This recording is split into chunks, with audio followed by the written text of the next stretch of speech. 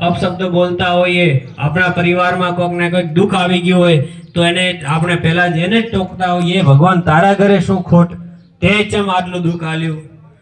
ધારે ન ધારે આપણે ભગવાનને ક્યાંક ને ક્યાંક ટોકતા હોઈએ તોય એ આપણું આઘું લેતો નથી, બધું સહન કરે છે. પણ આપણી આ ક્યાંક ભૂલ થાય છે. દરેકને પોતાના કર્મનો હિસાબ મળે છે. જેવું તમે જમીનની અંદર બીજ વાવો છો એવું તમને એનું ફળ પ્રાપ્ત થાય છે.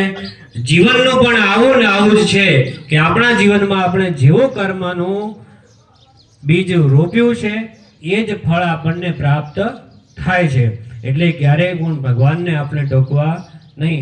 અને ભગવાન ખૂબ દયાવાન છે, ખૂબ આનંદ છે. આજે આપણે આ સત્સંગમાં અને આ ગૌશાળાના વાર્ષિક મહોત્સવ નિમિત્તે એકત્રિત થયા છે. ઘણા બધા સંતોને આપણે સાંભળવાના છે, એમના આશીર્વાદ મેળવવાના છે. પણ એટલું જ કહીશ કે ગૌ માતાનું સાનિધ્ય ક્યારેય છોડતા નહીં. ગૌ માતા આ ધરતીની કળિયુગની સાક્ષાત દેવી છે.